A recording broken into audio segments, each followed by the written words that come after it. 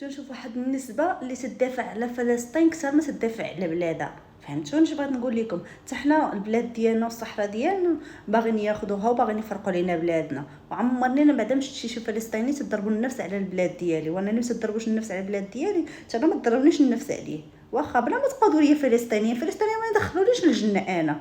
فهمتوا؟ شي فلسطينيين كاع ما يدخلوا للجنه. الفلسطينيين حاشاكم ما تيخراوش واقفه. انا فلسطينيين بالنسبه ليا كاينين وما كاينينش على وجه الارض.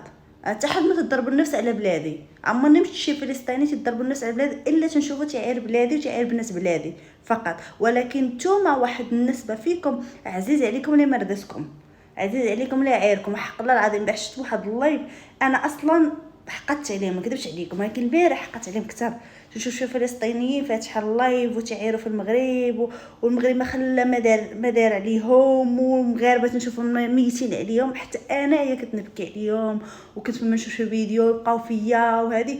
ولكن دابا لا، دابا قلبي قصاح كما قصاح على الكراغيله.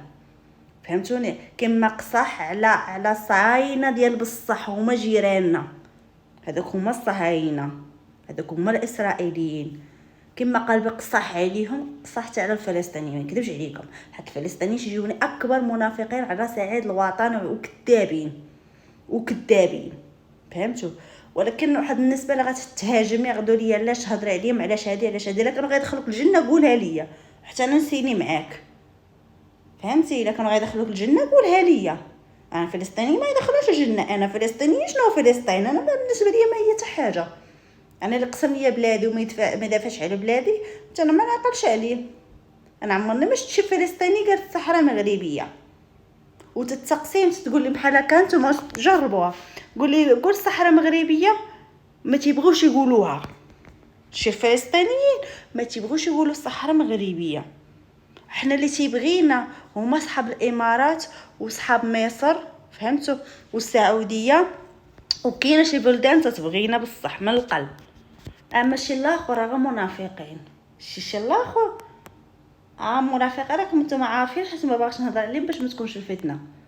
اما شي الاخر راه منافقين، حيت غير مصر تتبغينا من القلب، وحيد الامارات ومصر وشي بلدان اللي باقيين قلالين. اما شي الاخر غجمعهم في ميكه ديال الزبل ولحبهم في الزبل.